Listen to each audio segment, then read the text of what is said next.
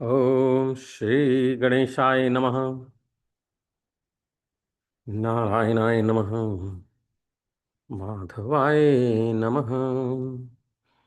तो आज हम चतुर्विंशत्य अधिक शततमो अध्याय से पढ़ेंगे 124वां अध्याय, जिसमें आदि पर्व, संभव पर्व में, जिसमें राजा पांडु की मृत्यु और माद्री का उनके साथ चितारोहण, इस विषय में हम जानेंगे। वैशंपायन ऋषि कहते हैं कि जन्मेजय उस महान वन में रमणीय पर्वत शिखर पर महाराज पांडु उन पांचों दर्शनीय पुत्रों को देखते हुए अपने बाहुबल के सहारे प्रसन्नतापूर्वक निवास करने लगे।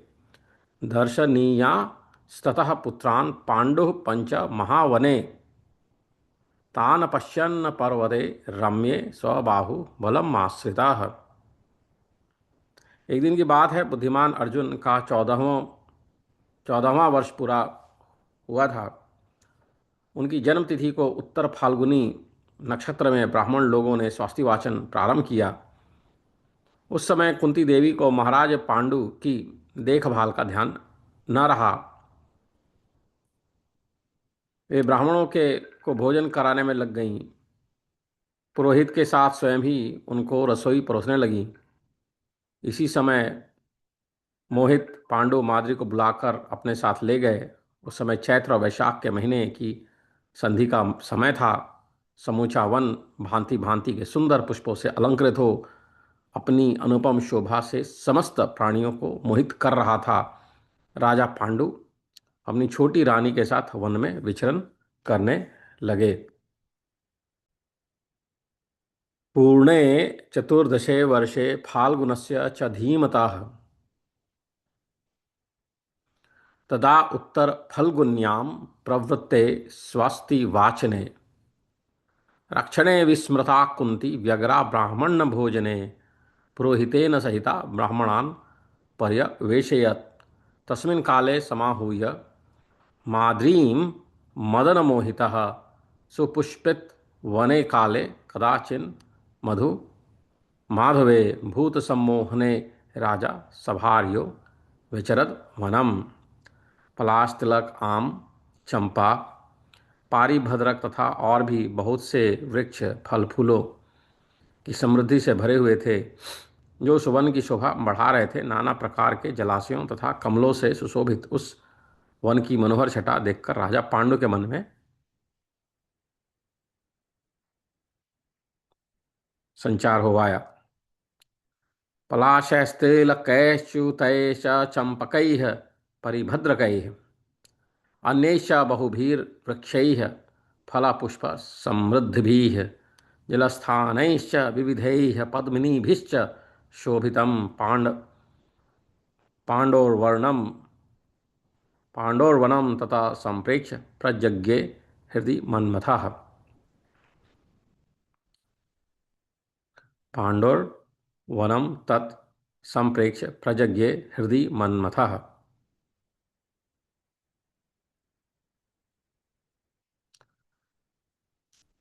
वे मन में हर्षोल्लास भरकर देवता की भांति वहां विचर रहे थे। उस समय माद्री सुंदर वस्त्र पहने अकेली उनके पीछे जा रही थी। प्रहृष्ट मनसम तत्र प्रहृष्ट मनसम तत्र विचरन्तं यथा मरम तम माद्रयानु जगामैका वसनम बिभ्रति शुभम। समीक्षमाणः सतु तां वयस्थां तनुवाससं तस्य कामः प्रवृद्धे गहने अग्निरिवोदगत्। रहस्येकां तु तां दृष्ट्वा राजा राजीवलोचनां न शशाक नियन्तुं तं कामं कामवशीकृतः।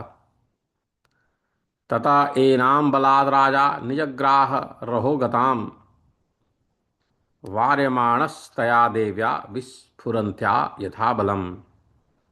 स तु कामपरीतात्मा तं शापं नान्वबुध्यत माद्री मैथुनधर्मेण सो अन्वगच्छद बला दिव। जीवितान्ताय कौरव्य मन्मथस्य वशं गतः शापजं भय मुत्सृज्य विधिना संप्रचोदितः। गो मृगधारी मृग रूपधारी मुनि से प्राप्त हुए शाप का भी विचार न रहा, और वो प्रारब्ध से प्रेरित हो शाप के भय की अवहेलना करे। पांडु महाराज करे। तस्य कामात्मनो बुद्धि साक्षात् कालेन मोहिता संप्रमथ्येन्द्रिय ग्रामं प्रणष्टा सह चेतसा स तया सह संगम्य भार्या कुरुनंदन पांडु परम धर्मात्मा युयुजे कालधर्मणा ततो माद्री समालिंग्य राजानं गतचेतसं मुमोच दुखजम शब्दम पुनः पुनरतीव ही। माद्री राजा के शव से लिपटकर बार बार अत्यंत दुख भरी वाणी से विलाप करने लगी। इतने में पुत्रों सहित कुंती और दोनों पांडुनंदन माद्री कुमार एक साथ उस स्थान पर आ पहुंचे जहां राजा पांडु मृतक अवस्था में पड़े थे।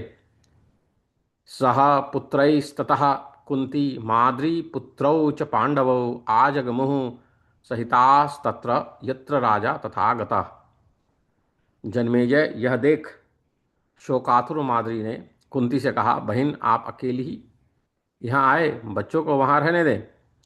ततो माद्रय ब्रवीद राजन्नार्ता कुंती मिदम वचः एकैव एकैव त्वमिहागच्छ एकैव त्वम् इहागच्छ तिष्ठन्त्वत्रैव द्वारकाः। तत्श्रुत्वा वचनं तस्या तत्रैवाधाय तारकान् हताहमीति विकृष्य सह सैवा जगामसा। माद्री का यह वचन सुनकर कुंती ने सब बालकों को वहीं रोक दिया और हाय मैं मारी गई इस प्रकार आर्तनाद करती हुई सहसा माद्री के पास आ पहुंची। तत्श्रुत्वा वचनम तस्यात् तत्रैवाधाय तारकान् हताहमीति विकृष्य सहसैवा जगामसा। आकर उसने देखा पांडु और माद्री धरती पर पड़े हुए हैं। यह देख कुंती के संपूर्ण शरीर में शोक आग्नि व्याप्त हो गई और वह अत्यंत दुखी होकर विलाप करने लगी। दृष्ट्वा पांडुं च माद्रीं च शयानौ धरणीतले कुंती शोक परितांगी बिललाप सुदुःखिता।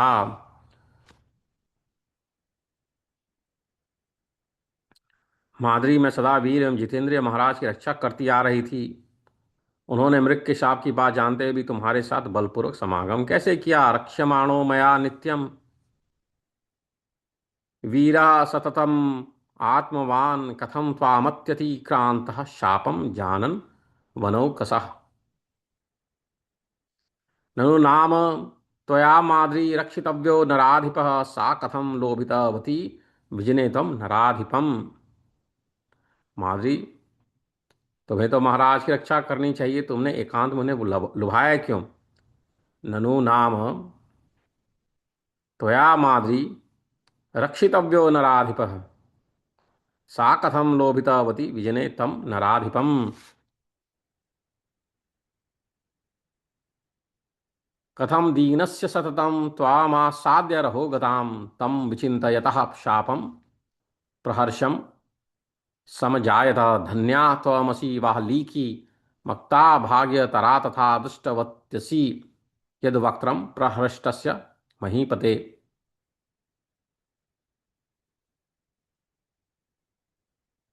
माद्री उवाच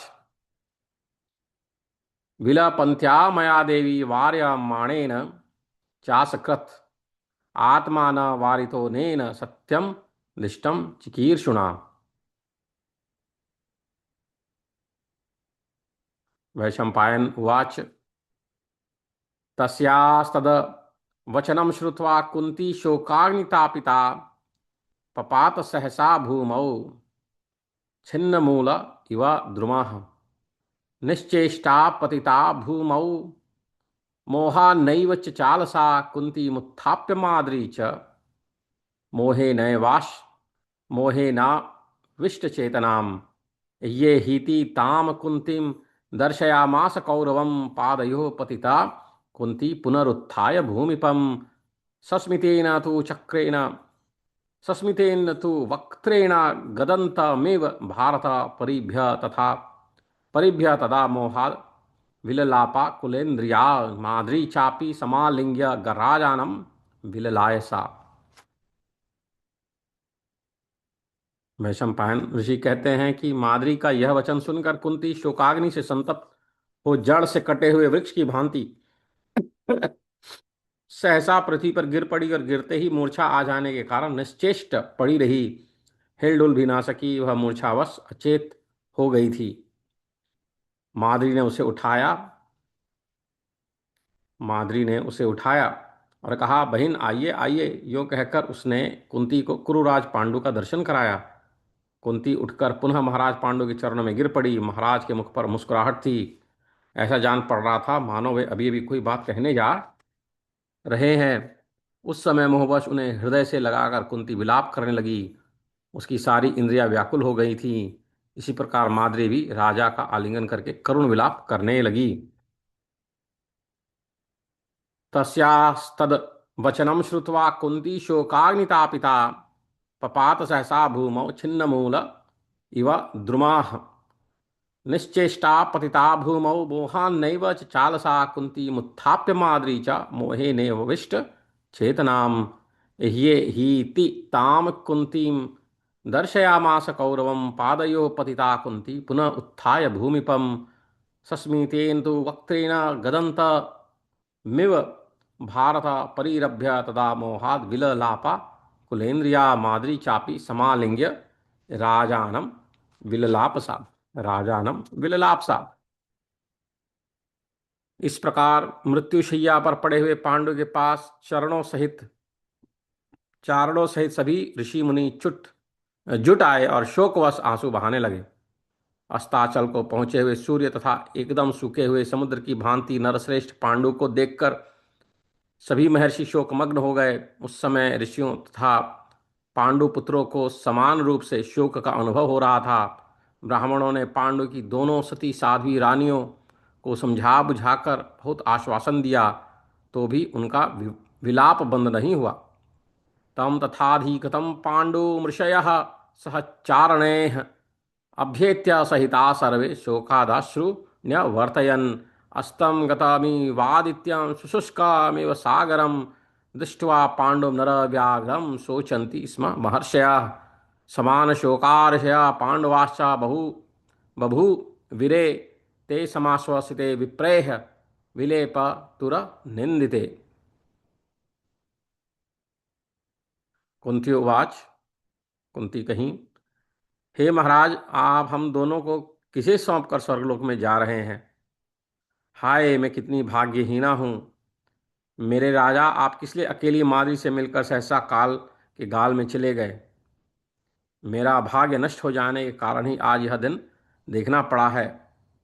प्रजानाथ, युधिष्ठिर, भीमसेन, अर्जुन तथा नकुल सहदेव, इन प्यारे पुत्रों को किसके जिम्मे छोड़कर आप चले गए भारत? निश्चय ही देवता आपका अभिनंदन करते होंगे, क्योंकि आपने ब्राह्मणों की मंडली में रहकर कठोर तपस्या की है। अजमीढ़ कुल नंदन, आपके पूर्वजों ने पुण्य कर्मों द्वारा जिस गति को प्राप्त किया है, उसी शुभ स्वर्गीय गति को आप हम दोनों पत्नियों के साथ प्राप्त करेंगे। हा राजन कस्य नौ हित्वा हा राजन कस्य नौ हित्वा गच्छसि त्रिदशालयम्। हा राजन मम मंदायाः हा राजन मम मंदायाः कथम माद्रीं समेत्य वै निधनं प्राप्तवान् राजन मदभाग्या परिसंशयात्। युधिष्ठिरं भीमसेनम् अर्जुनं च यमा उभौ कस्य हित्वा प्रियान् पुत्रान् प्रयातोऽसि विशाम्पते। नूनं त्वां त्रिदशा देवाः प्रतिनन्दन्ति भारत यथा हि तपा उग्रं ते चरितं विप्र संसदि। आवाभ्याम सहितो राजन गमिष्यसि दिवं शुभम आजमीढ़ा जमढ़ी जमीढ़ानाम कर्मणा चरिताम गतिम। वैशंपायन कहते हैं कि इस प्रकार अत्यंत विलाप करके कुंती और माद्री दोनों अचेत हो पृथ्वी पर गिर पड़े। युधिष्ठिर आदि सभी पांडव वेद विद्या में पारंगत हो चुके थे। वे भी पिता के समीप आकर संज्ञा शून्य हो पृथ्वी पर गिर पड़े। सभी पांडव पांडु के चरणों को हृदय लगाकर विलाप करने लगे।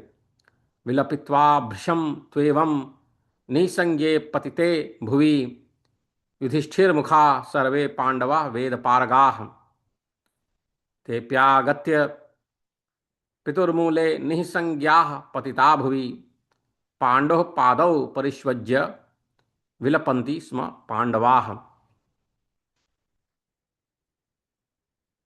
कुंती उवाच माद्री मैं इनकी ज्येष्ठ धर्म पत्नी हूं, अतः धर्म के ज्येष्ठ फल पर भी मेरा ही अधिकार है। जो अवश्यंभावी बात है उससे मुझे मत रोको। मैं मृत्यु के वश में पड़े हुए अपने स्वामी का अनुगमन करूंगी। अब तुम इन्हें छोड़कर उठो और इन बच्चों का पालन करो। पुत्रों को पाकर मेरा लौकिक मनोरथ पूर्ण हो चुका है।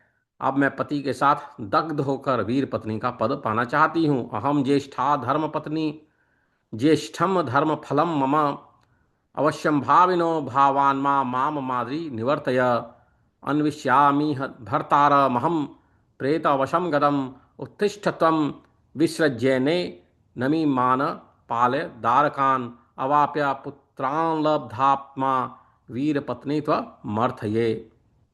माद्री उवाच माद्री कहती हैं रणभूमि से कभी पीठ दिखाने वाले अपने पतिदेव के साथ मैं ही जाऊंगी, क्योंकि उनके साथ मैं तृप्त नहीं हो सकी।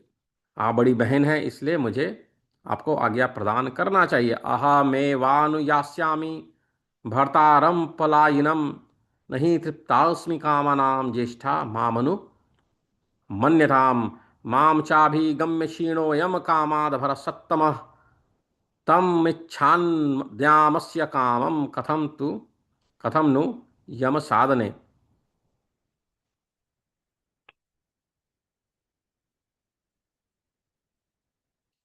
न चाप्यहं वर्तयन्ति निर्विशेषं सुते सुते वृत्ति मार्ये चरिष्यामि स्पृशेदेन तथा चमाम। न चाप्यहं वर्तयन्ति निर्विशेषं सुते सुते वृत्ति मार्ये चरिष्यामि स्पृशेदेन तथा चमाम। मैं आपके पुत्रों के साथ अपने सगे पुत्रों की भांति बर्ताव न कर सकूंगी। उस दशा में मुझे पाप लगेगा। अतः आप ही जीवित रहकर मेरे पुत्रों की भी अपने पुत्रों के समान पालन कीजिएगा। इसके सिवा ये महाराज मेरी ही कामना रखकर मृत्यु के अधीन हुए हैं। तस्मान में सुतयो कुंती वर्तितव्यम स्वपुत्रवत माम च कामय मानोयम राजा प्रेत वशम गतः। वैशंपायन उवाच तदनंतर तपस्वी ऋषियों ने सत्य पराक्रमी पांडवों को धीरज बंधाकर कुंती और माद्री को भी आश्वासन देते हुए कहा सुभगे दोनों पुत्र अभी बालक हैं तुम दोनों के पुत्र अभी बालक हैं, अतः तुम्हें किसी प्रकार देह त्याग नहीं करना चाहिए। हम लोग शत्रुदमन पांडवों को कौरव राष्ट्र की राजधानी में पहुंचा देंगे। राजा धृतराष्ट्र अधर्ममय धन के लिए लोभ रखता है, अतः वह कभी पांडवों के साथ यथा योग्य बर्ताव नहीं करेगा। कुंती के रक्षक एवं सहायक वृष्णिवंशी और राजा कुंती भोज हैं तथा माद्री के बलवानों में श्रेष्ठ महारथी शल्य उसके भाई हैं। इसमें संदेह नहीं कि पति के साथ मृत्यु स्वीकार करना पत्नी के लिए महान फलदायक होता है, तथापि तुम दोनों के लिए यह कार्य अत्यंत कठोर है। यह बात सभी श्रेष्ठ ब्राह्मण कहते हैं। जो स्त्री साध्वी होती है वह अपने पति की मृत्यु हो जाने के बाद ब्रह्मचर्य के पालन में अविचल भाव से लगी रहती है, यम और नियमों के पालन का क्लेश सहन करती है और मन वाणी और शरीर द्वारा किए जाने वाले शुभ कर्मों तथा कृच्छ्र चांद्रायणी कृच्छांद्रायण आदि व्रत उपवास और नियमों का अनुष्ठान करती है। वह क्षार पापड़ आदि और लवण का त्याग करके एक बार ही भोजन करती और भूमि पर शयन करती है। वह जिस किसी प्रकार से अपने शरीर को सुखाने के प्रयत्न में लगी रहती है, किंतु विषयों के द्वारा नष्ट हुई बुद्धि वाली जो नारी देह को पुष्ट करने में लगी रहती है, वह तो इस दुर्लभ मनुष्य शरीर को व्यर्थ ही नष्ट करके निसंदेह महान नरक को प्राप्त होती है। अतः साध्वी स्त्री को उचित है कि वह अपने शरीर को सुखाए, जिससे संपूर्ण विषय कामनाएं नष्ट हो जाएं। इस प्रकार उपर्युक्त धर्म का पालन करने वाली जो सुलक्षणा नारी अपने पति देव का चिंतन करती रहती है, वह अपने पति का भी उद्धार कर देती है। इस तरह वह स्वयं अपने को, अपने पति को और पुत्र को भी संसार से तार देती है। अतः हम लोग तो यही अच्छा मानते हैं कि तुम दोनों जीवन धारण करो। ऋषयस्तान समाश्वास्य पांडवान् सत्यविक्रिमान् ऊचुः कुन्तीं च माद्रीं च समाश्वास्य तपस्विनः। शुभगे बालपुत्रे तु न मर्तव्यं कथंचन, पाण्डवांश चापि नेष्यामः कुरु राष्ट्रं परं तपान्। अधर्मेष्वर्थजातेषु धृतराष्ट्रस्य लोभवान् स कदाचिन्न वर्तते, स कदाचिन्न वर्तेत पाण्डवेषु यथाविधि। कुन्त्याश्च वृष्णयो नाथाः कुन्तिभोजस्तथैव च, माद्रयाश्च बलिनां श्रेष्ठः शल्यो भ्राता महारथः। भर्त्रा तु मरणं सार्धं फलवन्नात्र संशयः, युवाभ्यां दुष्करं चैतद्वदन्ति द्विजपुङ्गवाः। मृते भर्तरि या साधि ब्रह्मचर्यव्रते स्थिताः, यमैश्च नियमैः श्रान्ता मनोवाक्कायजैः शुभैः। व्रतोपासनियमैः कृच्छ्रेषान्द्रायणादिभिः, भूशय्यां क्षारलवणवर्जनं चैकभोजनं। येन केनापि विधिना देशशोषणतत्परा, देहपोषणसंयुक्ता विषयैर्हृतचेतना। देहव्ययेन नरकं महदाप्नोत्यसंशयः, तस्मात् संशोषये देहं विषयानाशमाप्नुयुः। भर्तारं चिन्तयन्ती सा भर्तारं निस्तरेक्षुभा, तारितश्चापि भर्ता स्यातात्मा पुत्रस्तथैव च। तस्माज्जीवी तमेवैतद् युवयोर्विद्म शोभनम्।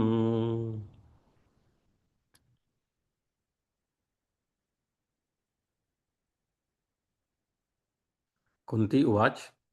कुंती कहती हैं, यथा पाण्डोश्च निर्देशस्तथा विप्रगणस्य च, आज्ञा शिरसि निक्षिप्ता करिष्यामि च तत्तथा। यथाहुर्भगवन्तो हि तन्मन्ये शोभनं परं, भर्तुश्च मम पुत्राणां मम चैव न संशयः। महात्माओं, हमारे लिए महाराज पांडु की आज्ञा जैसे शिरोधार्य है, उसी प्रकार आप सब ब्राह्मणों की भी है। आपका आदेश मैं सिर माथे पर रखती हूँ, आप जैसा कहेंगे वैसा ही करूँगी।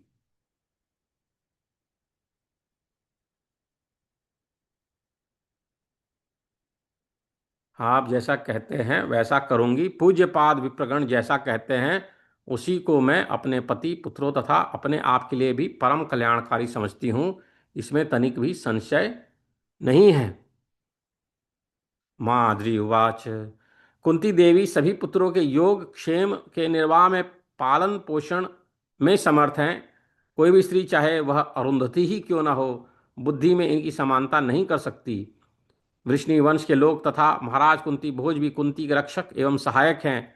बहन, पुत्रों के पालन पोषण की शक्ति जिसमें जैसी आप में है वैसी मुझ में नहीं है, अतः मैं पति का ही अनुगमन करना चाहती हूँ। पति के संयोग सुख से मेरी तृप्ति भी नहीं हुई है, अतः आप बड़ी महारानी से मेरी प्रार्थना है कि मुझे पति लोक में जाने की आज्ञा दें।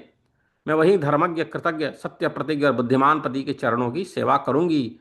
आर्य, आप मेरी इच्छा का अनुमोदन करें। कुंती समर्था पुत्राणां योगक्षेमस्य धारणे,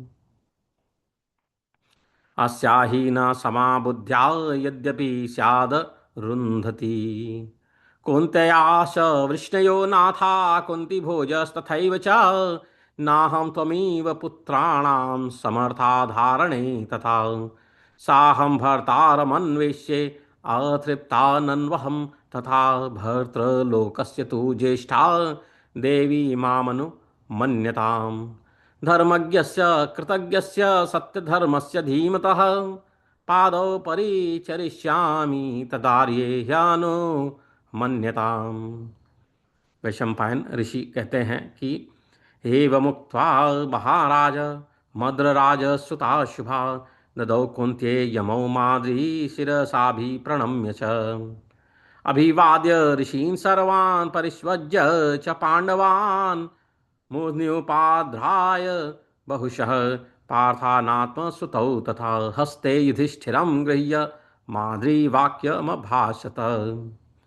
वैशंपायन ऋषि कहते हैं कि महाराज, यूँ कहकर मद्र देश की राजकुमारी सती साध्वी माद्री ने कुंती को प्रणाम करके अपने दोनों जुड़वों पुत्र को उन्हें सौंप दिया। तत्पश्चात उसने महर्षियों को मस्तक नवाकर पांडवों को हृदय से लगा लिया और बारंबार कुंती के तथा अपने पुत्रों के मस्तक सूंघकर युधिष्ठिर का हाथ पकड़कर कहा, बच्चों, कुंती देवी ही तुम सबको सबकी असली माता है। मैं तो केवल दूध पिलाने वाली धाय थी।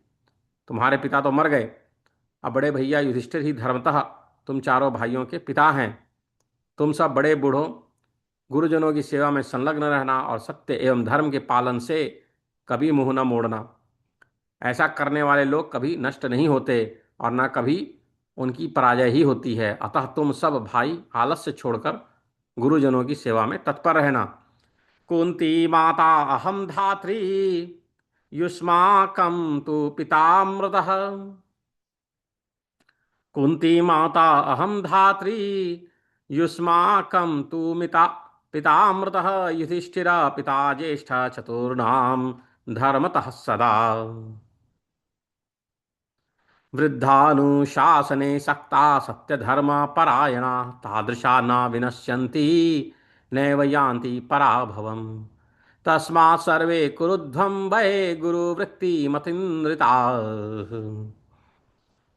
वैशंपायन जी कहते हैं कि राजन, तत्पश्चात माद्री ने ऋषियों तथा कुंती को बारंबार नमस्कार करके क्लेश से क्लांत होकर कुंती देवी से दीनतापूर्वक कहा, वृष्णि कुल नंदिनी, आप धन्य हैं।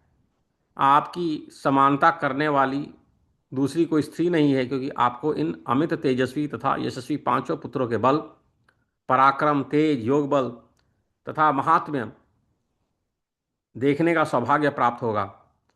मैंने स्वर्गलोक में जाने की इच्छा रखकर इन महर्षियों के समीप जो बात कही है वही कदापि मिथ्या न हो। देवी, आप मेरी गुरु वंदनीया तथा पूजनीया हैं। अवस्था में अवस्था में बड़ी तथा गुणों में श्रेष्ठ हैं। समस्त नैसर्गिक सद्गुण आपकी शोभा बढ़ाते हैं। यादव नंदिनी, अब मैं आपकी आज्ञा चाहती हूँ। आपके प्रयत्न द्वारा जैसे भी मुझे धर्म, स्वर्ग और कीर्ति की प्राप्ति हो, वैसा सहयोग आप इस अवसर पर करें। मन में किसी दूसरे विचार को स्थान ना दें।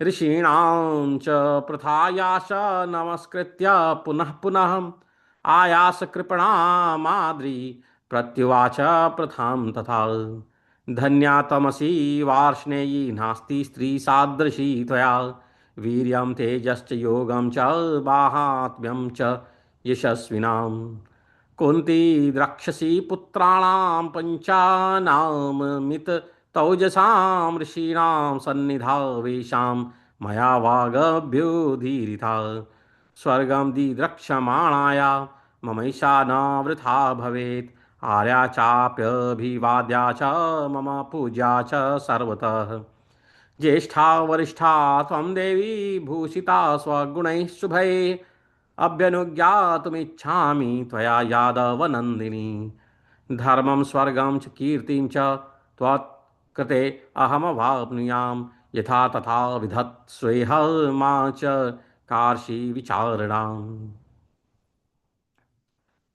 तब यशस्विनी कुंती ने बाष्प गदगद वाणी से बाष्प गदगद वाणी से कहा, कल्याणी, मैंने तुम्हें आज्ञा दे दी। विशाल लोचने, तुम्हें आज ही स्वर्गलोक में पति का समागम प्राप्त हो। भामिनी, तुम स्वर्ग में पति से मिलकर अनंत वर्षों तक प्रसन्न रहो।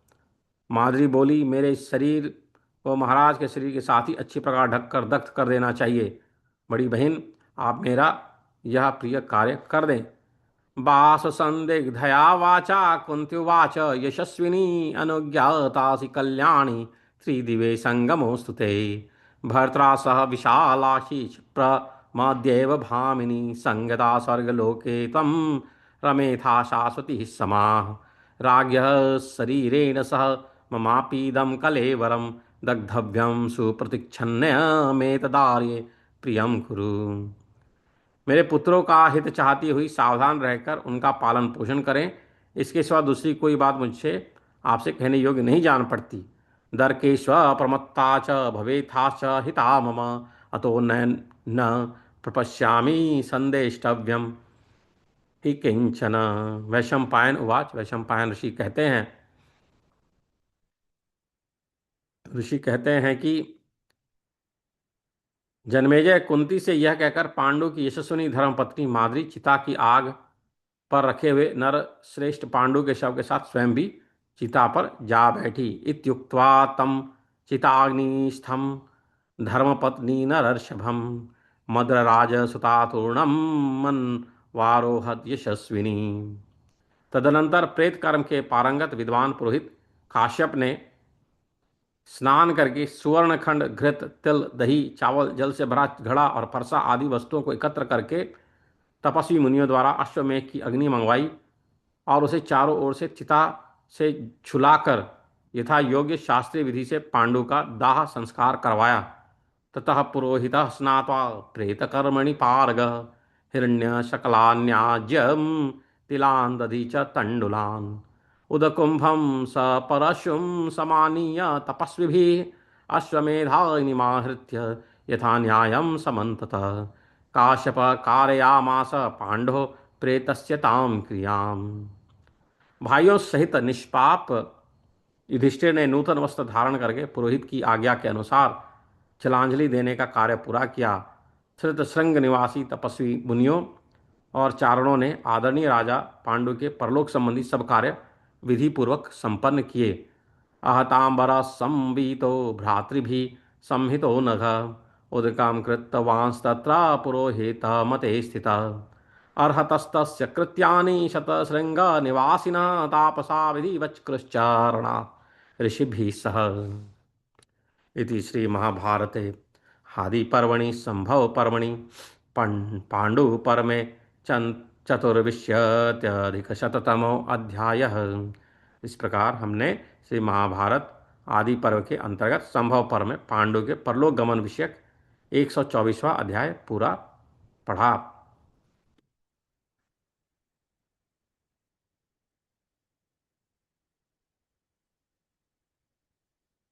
के बाद हम अगला अध्याय पढ़ते हैं। ऋषियों का कुंती और पांडवों को लेकर हस्तिनापुर जाना और उन्हें भीष्म आदि के हाथों पे सौंपना। वैशंपायन उवाच, पांडोरूपरमं दृष्ट्वा देवकल्पा महर्षयः ततो मंत्राविदः सर्वे मंत्रयांच क्रीडे मिथ। वैशंपायन ऋषि कहते हैं कि जन्मेजय राजा पांडु की मृत्यु हुई देखकर वहां रहने वाले देवताओं के समान तेजस्वी संपूर्ण मंत्रज्ञ महर्षियों ने आपस में सलाह की। आपस में सलाह की। तो वैशंपायन ऋषि कहते हैं कि महान यशस्वी महात्मा राजा पांडु अपना राज्य तथा राष्ट्र छोड़कर इस स्थान पर तपस्या करते हुए तपस्वी मुनियों की शरण में रहते थे। हित्वा राज्यम च राष्ट्रम च स महात्मा महायशाः अस्मिन् स्थाने तपस् तप्त्वा तापसांच शरणम गतः। तो राजा पांडु की मृत्यु देख वहां रहने वाले देवताओं के समान तेजस्वी संपूर्ण मंत्रज्ञ महर्षियों ने आपस में सलाह की। ठीक है ना। स जात मात्रान पुत्रांश दारांश भवतामिह पादायो पनिधिम राजा पांडु स्वर्ग मितो गतः। वे राजा पांडु अपनी पत्नी और नवजात शत्रुओं पुत्रों को आप लोगों के पास धरोहर रखकर यहां से स्वर्गलोक चले गए। उनके इन पुत्रों को, पांडु और माद्री के शरीरों की अस्थियों को तथा उन महात्मा नरेश की महारानी कुंती को लेकर हम लोग उनकी राजधानी में चले। इस समय हमारे लिए यही धर्म प्रतीत होता है। तस्ये मानात्म जाना देहम भार्यां च सुमहात्मनः स्वराष्ट्रं गृह्य गच्छामो धर्म ऐसा ही न स्मृताः। वैशंपायन उवाच, वैशंपायन ऋषि कहते हैं कि राजन, इस प्रकार परस्पर सलाह करके उन देवतुल्य उदार चेता सिद्ध महर्षियों ने पांडवों को भीष्म और धृतराष्ट्र के हाथों सौंप देने के लिए पांडु पुत्रों को आगे करके हस्तिनापुर नगर में जाने का विचार किया।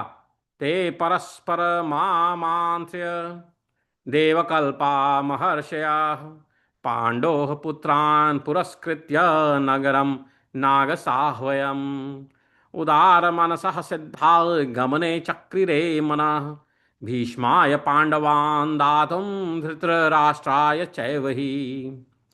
उन सब तपस्वी मुनियों ने पांडु पत्नी कुंती, पांचों पांडवों तथा पांडु और माद्री के शरीर की अस्थियों को साथ लेकर उसी क्षण वहां से प्रस्थान कर लिया। तस्मिन्नेव क्षणे सर्वे तानादाय प्रतिस्थरे प्रस्थिरे पांडोर्दारांश पुत्रांश शरीरे ते च तापसाः। पुत्रों पर सदा स्नेह रखने वाली कुंती पहले बहुत सुख भोग चुकी थी, परंतु अब विपत्ति में पड़कर बहुत लंबे मार्ग पर चल पड़ी। तो भी उसने स्वदेश जाने की उत्कंठा अथवा महर्षियों के योग जनित प्रभाव से उस मार्ग को अल्प ही माना। सुखिनी सा पुरा भूत्वा सततं पुत्र वत्सला प्रपन्ना दीर्घ मध्वानम संक्षेप्तम तदमन्यता। यशस्विनी कुंती थोड़े ही समय में कुरु जांगल देश में जा पहुंची और नगर के वर्धमान नामक द्वार पर पहुंची। सा तो दीर्घेण कालेन संप्राप्ता कुरु जांगलम वर्धमाना पुरद्वारम माससाद यशस्विनी। तब तपस्वी मुनियों ने द्वारपाल से कहा, राजा को हमारे आने की सूचना दो। द्वारपाल ने सभा में जाकर क्षण भर में समाचार दे दिया। द्वारिणम तापसा ऊचु राजानम च प्रकाशय ते तु गत्वा क्षणेनैव सभायामिन वेदिताः। सा त्वदीर्घेण कालेन संप्राप्ता कुरु जांगलम वर्धमाना पुरद्वार माससाद यशस्विनी। यशस्विनी कुंती थोड़े ही समय में कुरु जांगल देश में जा पहुंची और नगर के वर्धमान नामक द्वार पर गई। द्वारिणम तापसा ऊचु राजानं च प्रकाशय ते तु गत्वा क्षणेनैव सभायां विनिवेदिताः। तब तपस्वी मुनियों ने द्वारपाल से कहा, राजा को हमारे आने की सूचना दो। द्वारपाल ने सभा में जाकर क्षण भर में समाचार दे दिया। तम चारण सहस्राणाम मुनीनामागमं तदा श्रुत्वा नागपुरे नृणाम विस्मय समपद्यत। सहसा चरणों सहित मुनियों का हस्तिनापुर में आगमन सुनकर उस समय वहां के लोगों को बड़ा आश्चर्य हुआ। तम चारण सहस्राणाम मुनीनामागमं तदा श्रुत्वा नागपुरे नृणाम विस्मय समपद्यत। विस्मय समपद्यत। मुहूर्तोदित आदित्ये सर्वे बाल पुरस्कृताः सदा रास्तापसान दृष्टुम निर्ययुः पुरवासिन। दो घड़ी दिन चढ़ते चढ़ते समस्त पुरवासी स्त्रियों और बालकों को साथ लिए तपस्वी मुनियों का दर्शन करने के लिए नगर से बाहर निकल आए। झुंड स्त्रियां और क्षत्रियों के समुदाय अनेक सवारियों पर बैठकर बाहर निकले। ब्राह्मणों के साथ उनकी स्त्रियां भी नगर से बाहर निकली। स्त्री संघा छत्र संघाश्च यान संघ समास्थिताः ब्राह्मणैः सह निर्जग माम ब्राह्मणानां च योषितः। ब्राह्मणानां च योषितः। शूद्रों और वैश्यों के समुदाय का बहुत बड़ा मेला जुट गया। किसी के मन में ईर्ष्या का भाव नहीं था, सबकी बुद्धि धर्म में लगी हुई थी। तथा विट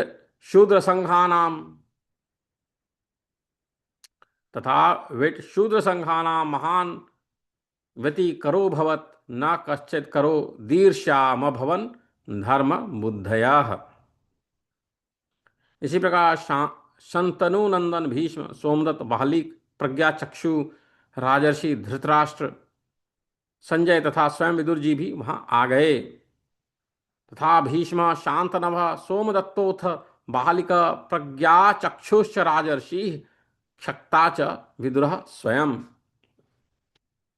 देवी सत्यवती, काशी राजकुमारी यशस्विनी, कौसल्या तथा राजघराने की स्त्रियां भी, स्त्रियों से घिरी हुई गांधारी भी अंतःपुर से निकलकर वहां आईं।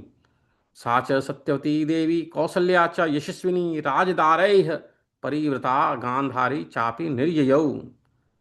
धृतराष्ट्र के दुर्योधन आदि 100 पुत्र विचित्र आभूषणों से विभूषित हो नगर से बाहर निकले। धृतराष्ट्रस्य दायादा दुर्योधन पुरोगमाः भूषिता भूषणैश्चित्रैः शतसंख्या विनिर्ययुः। उन महर्षियों का दर्शन करके सबने मस्तक झुकाकर प्रणाम किया। फिर सभी कौरव पुरोहित के साथ उनके समीप बैठ गए।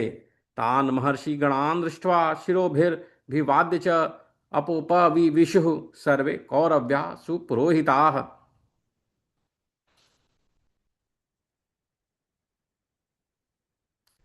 तथैव शिरसा भूमा भिवाद्य प्रणम्य च उपोपविविशुः सर्वे पौरा जानपदा अपि। इसी प्रकार नगर तथा जनपद के सब लोग भी धरती पर माथा टेक कर सबको अभिवादन और प्रणाम करके आसपास बैठ गए। तथैव शिरसा भूमा अभि अभिवाद्य प्रणम्य च उपोपविविशुः सर्वे उपोपविविशुः सर्वे पौरा जानपदा अपि। उपोपविविशुः। राजन, उस समय वहां आए हुए समस्त जन समुदाय को चुपचाप बैठे देख भीष्म जी ने पाद्य अर्ध आदि के द्वारा सब महर्षियों की यथोचित पूजा करके उन्हें अपने राज्य तथा राष्ट्र का कुशल समाचार निवेदन किया। तब उन महर्षियों में जो सबसे अधिक वृद्ध थे, वे जटा और मृग चर्म धारण करने वाले मुनि, अन्य सब ऋषियों की अनुमति लेकर इस प्रकार बोले। तमाकूजमभिज्ञाय जनौघं सर्वशस्तदा पूजयित्वा यथा न्यायं पादे नार्ध्येण च प्रभो भीष्मो राज्यं च राष्ट्रं च महर्षिभ्यो न्यवेदयत् तेषामथो वृद्धतमः प्रत्युत्थाय जटाजिनी ऋषीणां मतमाज्ञाय महर्षि हृदमब्रवीत्। कुरुनंदन भीष्म जी, वे जो आपके पुत्र महाराज पांडु विषय भोगों का परित्याग करके यहाँ से शतशृंग पर्वत पर चले गए थे, उन धर्मात्मा ने वहाँ फल मूल खाकर रहते हुए सावधान रहकर अपनी दोनों पत्नियों के साथ कुछ काल तक शास्त्रोक्त विधि से भारी तपस्या की। उन्होंने अपने उत्तम आचार व्यवहार और तपस्या से सिद्धसंगी निवासी तपस्वी मुनियों को संतुष्ट कर लिया था। वहां नित्य ब्रह्मचर्य व्रत का पालन करते हुए महाराज पांडु को किसी दिव्य हेतु से साक्षात धर्मराज द्वारा यह पुत्र प्राप्त हुआ जिसका नाम युधिष्ठिर है।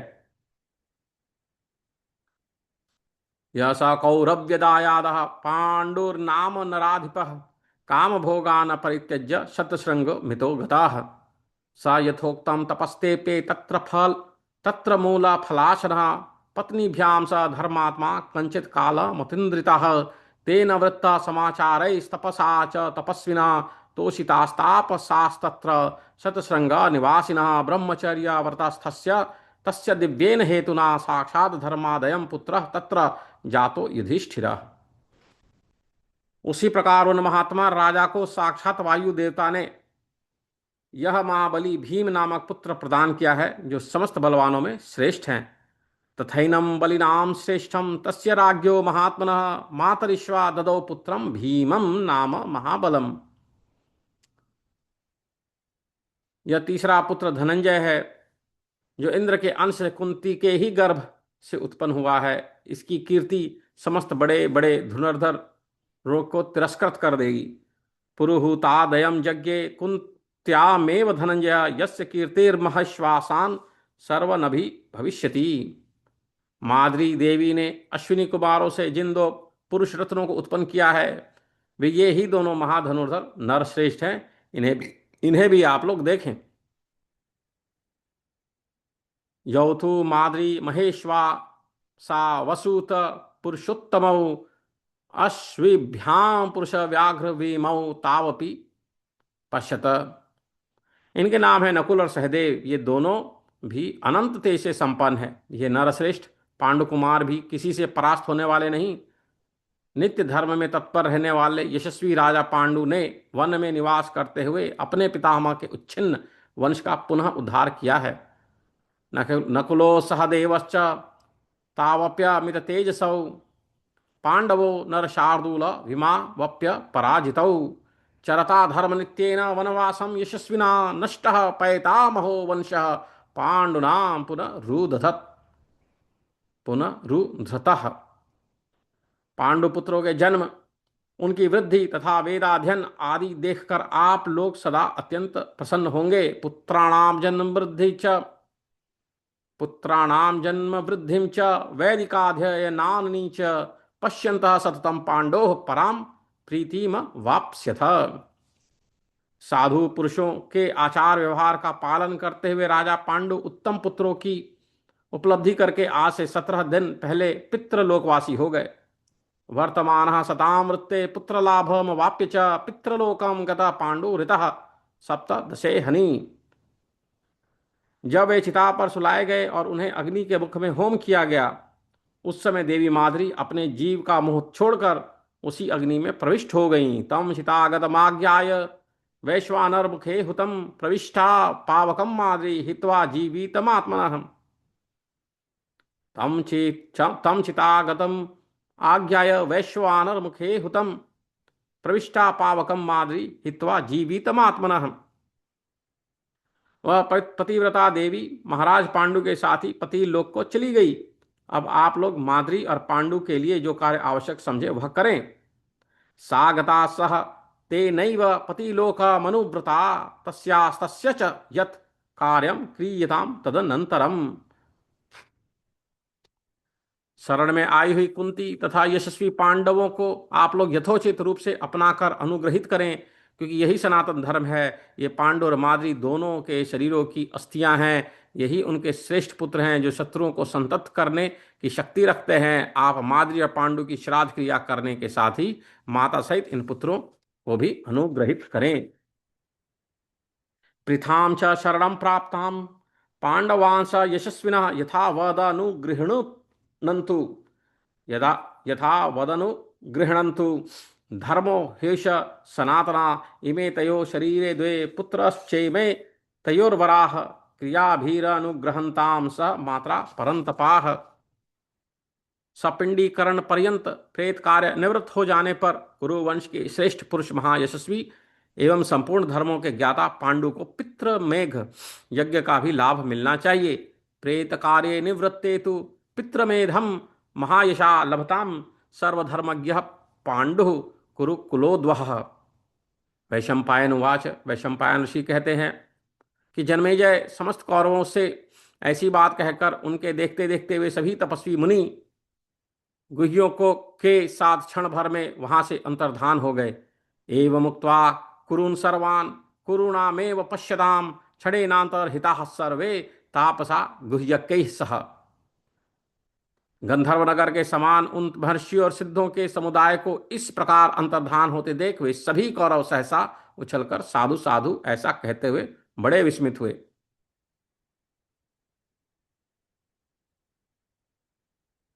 गंधर्व नगराकारम तथैवांतर्हितं पुनः ऋषि सिद्धे गणम दृष्ट्वा विस्मयं ते परम ययुः।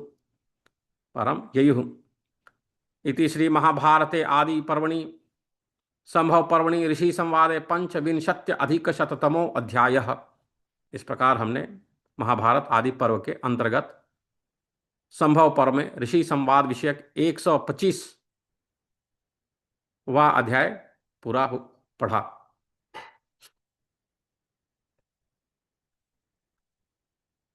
इसके पश्चात पांडु और माद्री की अस्थियों का दाह संस्कार और भाई बंधुओं के द्वारा उनके लिए जलांजलि दान, यह अध्याय पढ़ेंगे। षड्विंशत्य अधिक शततमो अध्यायः 126वां अध्याय। धृतराष्ट्र उवाच पंडो पांडोर्विदुर सर्वाणि प्रेतकार्याणि कारय राजविद राजसिंहस्य मादर्याश्चैव विशेषतः। विदुर, राजाओं में श्रेष्ठ पांडु के तथा विशेषतः माद्री के भी समस्त प्रेत कार्य राजोचित ढंग से कराओ। पाण्डोर्विदुर सर्वाणि प्रेत कार्याणि कारय राजवद राजसिंहस्य माद्रायश्चैव विशेषतः। पांडु और माद्री के लिए नाना प्रकार के पशु, वस्त्र, रत्न और धन दान कराओ। इस अवसर पर जिनको जितना चाहिए उतना धन दो। कुंती देवी माद्री का जिस प्रकार सत्कार करना चाहिए वैसी व्यवस्था करो। माद्री की अस्थियों को वस्त्रों से अच्छे प्रकार ढक दो, जिससे उसे वायु तथा सूर्य भी ना देख सकें। पशूना वासांसि रत्नानि धनानि विविधानि च पाण्डोः प्रयक्ष माद्र्याश्च येभ्यो यावच्च वाञ्छितम्।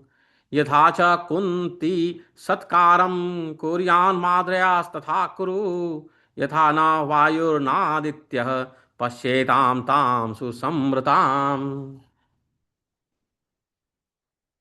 निष्पाप राजा पांडु सोचनीय नहीं प्रशंसनीय है, जिन्हें देवकुमारों के समान 5 वीर पुत्र प्राप्त हुए।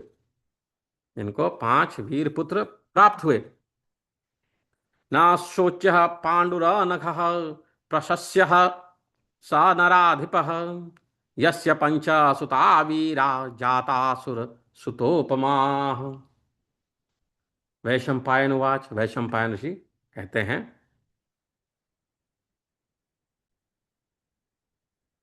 धृतराष्ट्र उवाच।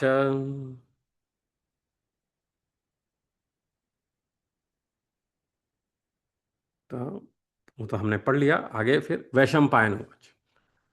तो वैशंपायन ऋषि कहते हैं कि विदुर ने धृतराष्ट्र से तथास्तु कहकर भीष्म जी के साथ परम पवित्र स्थान में पांडु का अंतिम संस्कार कराया। विदुरस्तम तथैत्युक्त्वा भीष्मेण सह भारत पांडुम संस्कार यामास देशे परम पूजिते। राजन, तदनंतर शीघ्र ही पांडु का दाह संस्कार करने के लिए पुरोहितगण धृत और सुगंध आदि के साथ प्रज्वलित अग्नि लिए नगर से बाहर निकले।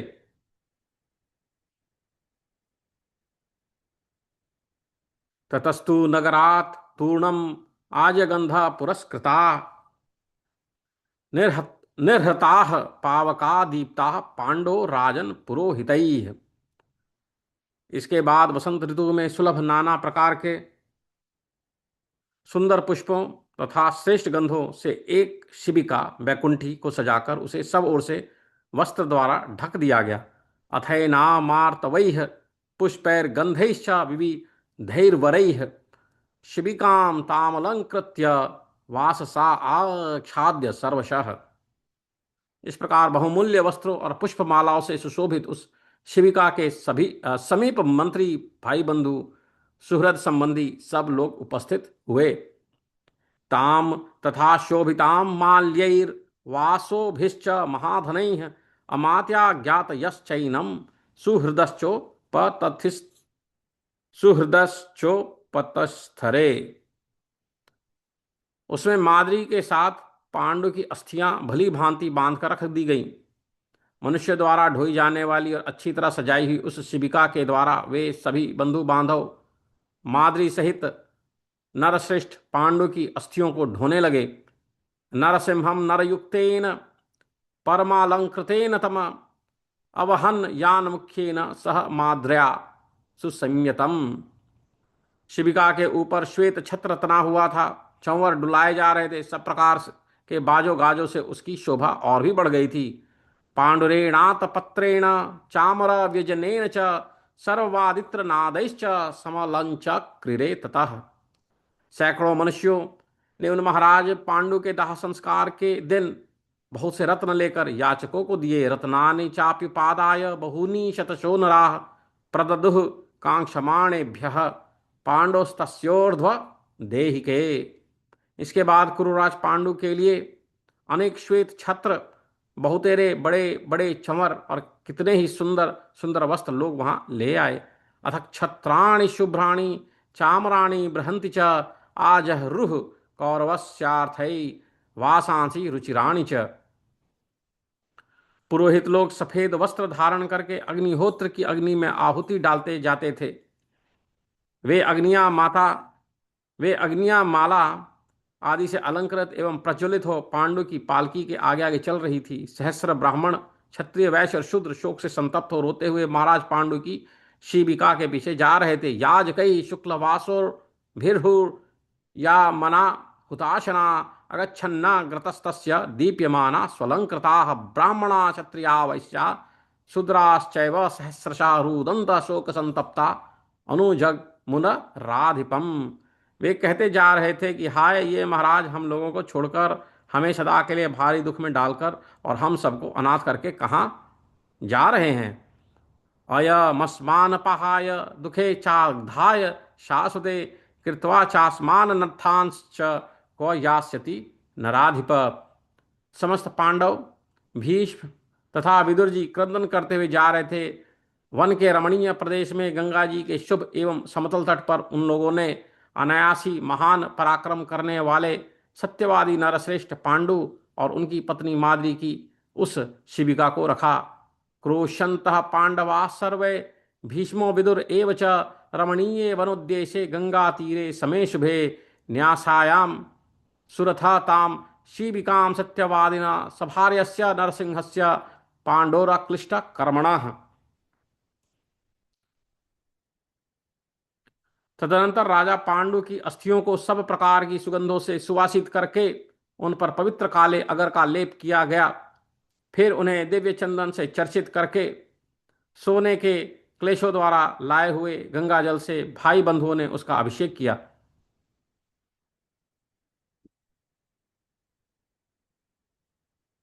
तत्पश्चात उन पर सब ओर से काले अगर से मिश्रित तुंगरस नामक गंध द्रव्य का एवं श्वेत चंदन का लेप किया गया। इसके बाद उन्हें सफेद स्वदेशी वस्त्रों से ढक दिया गया। इस प्रकार बहुमूल्य शैया पर शयन करने योग्य नरश्रेष्ठ राजा पांडु की अस्थियां वस्त्रों से आच्छादित हो जीवित मनुष्य की भांति शोभा पाने लगी। संक्षन्न सा तु वासोर्भीर जीविन्नवि नराधिप सुशुभे स नर व्याघ्रो बहारहर्ष यनोचितः। समस्त याजकों और पुरोहितों ने अश्वमेध की अग्नि से वेदोक्त विधि के अनुसार मंत्रोच्चारण पूर्वक सारी क्रियाएं संपन्न की। याजकों की आज्ञा लेकर प्रेत कर्म आरंभ करते समय माद्री सहित अलंकार युक्त राजा का घृत से अभिषेक किया गया। हयमेधा हयमेधाग्निना हयमेधा अग्निना सर्वे याजकासु पुरोहिता वेदोक्तेन विधानेन क्रियाचक्रुः समंत्रकं याजकैरभ्यनुज्ञाते प्रेतकर्मण्युनिष्ठते धृतावासिक्तं राजानं सह माद्रया स्वलंकृतम्। तुंगपद्माकमिश्रेण चंदनेन सुगंधिना अन्येष विविधैर्गंधैर्विधिना समदाहयन्। फिर तुंग और पद्म मक मिश्रित सुगंधित चंदन तथा अन्य विविध प्रकार के गंध द्रव्यों से भाई बंधुओं ने युधिष्ठिर द्वारा विधि पूर्वक उन दोनों का दाह संस्कार कराया। उस समय उन दोनों की अस्थियों को देखकर माता कौशल्या अंबालिका हा पुत्र कहती हुई सहसा मूर्छित हो पृथ्वी पर गिर पड़ी। ततस्तयो शरीरे द्वे दृष्ट्वा मोहवशम गता हा पुत्रेति कौसल्या पपात सहसा भुवि। उसे उस इस प्रकार शोकातुर हो भूमि पर पड़ी देख नगर और जनपद के लोग राजभक्ति तथा दया से द्रवित एवं दुख से संतप्त हो फूट फूट कर रोने लगे। ताम प्रेक्षा पति तामार्ताम पौरजान पदो जनः रुरोद दुख संतप्तो राजभक्त्या कृपान्वितः। कुंती के आर्तनाद से मनुष्यों सहित समस्त पशु और पक्षी आदि प्राणी भी करुण क्रंदन करने लगे। कुंत्या चैवार्तनादेन सर्वाणि च विच्युकृषुः मानुषैः सह भूतानि तिर्यज्ञोनिगतान्यपि। शंतनुनंदन भीष्म परम बुद्धिमान विदुर तथा संपूर्ण कौरव भी अत्यंत दुख में निमग्न हो रोने लगे। तथा भीष्म शांतनवो विदुरश्च महापति सर्वशः कौरवाश्चैव प्राणदन भृश दुखिताः।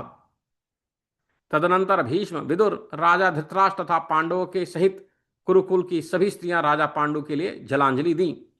ततो भीष्मोऽथ विदुरो राजा च सह पांडवैः उदकम चक्रिरे तस्य सर्वाश्च कुरु योषितः। उस समय सभी पांडव पिता के लिए रो रहे थे। शंतनु नंदन भीष्म विदुर और अन्य भाई बंधुओं को भी यही दशा थी। सबने जलांजलि देने की क्रिया पूरी की।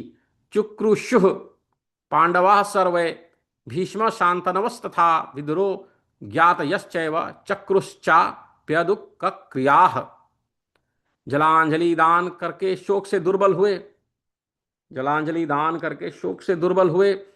पांडवों को साथ ले मंत्री आदि सब स्वयं भी दुखी हो उन सब को समझा बुझाकर शोक करने से रोकने लगे। कृतो द कांस्तानादाय पांडवान शोक कर्षितान सर्वः प्रकृतयो राजन शोचमाना न्य वारयन। राजन 12 रात्रियों तक जिस प्रकार बंधु बांधव सहित पांडव भूमि पर सोए, उसी प्रकार ब्राह्मण आदि नागरिक भी धरती पर ही सोते रहे। उतने दिनों तक हस्तिनापुर नगर पांडवों के साथ आनंद और हर्षोल्लास से शून्य रहा। बूढ़ों से लेकर बच्चे तक सभी वहां दुख में डूबे रहे। सारा नगरी अस्वस्थाचित्त हो गया था। यथैव पांडवा भूमहु सुषुपुः सह बांधवैः तथैव नागरा राजन शिशिष्यरे ब्राह्मणादयः तदगतानंदवस्वस्था मा कुमार म हृष्टवत् बभूव पांडवै सार्धम नगरम द्वादश क्षपाः। इति श्री महाभारते आदि पर्वणि संभव पर्वणि पांडुदाहे षड्विंशत्यधिक शततमो अध्यायः। इस प्रकार श्री महाभारत आदि पर्व के अंतर्गत संभव पर्व में पांडु के दाह संस्कार से संबंध रखने वाला 126वां अध्याय संपूर्ण हुआ।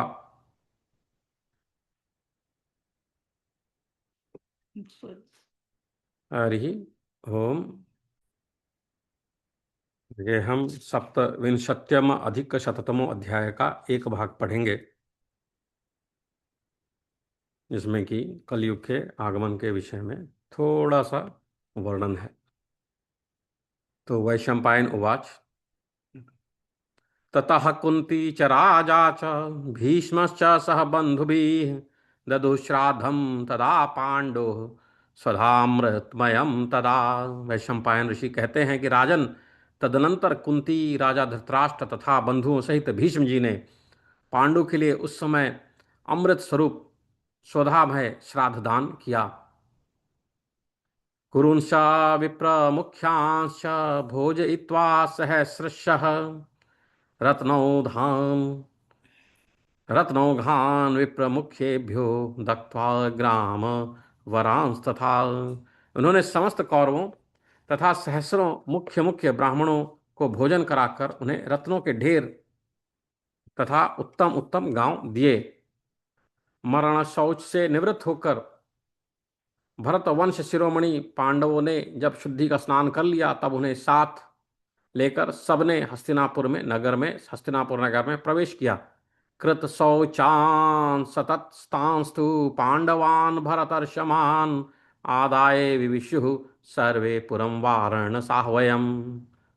नगर और जनपद के सभी लोग मानो कोई अपना ही भाई बंधु मर गया हो, इस प्रकार उन भरत कुल तिलक पांडु के लिए निरंतर शोकमग्न हो गए।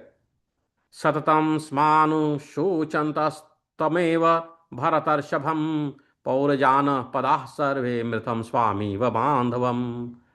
श्राद्ध की समाप्ति पर सब लोगों को दुखी देखकर व्यास जी ने दुख शोक से आतुर एवं मोह में पड़ी हुई माता सत्यवती से कहा।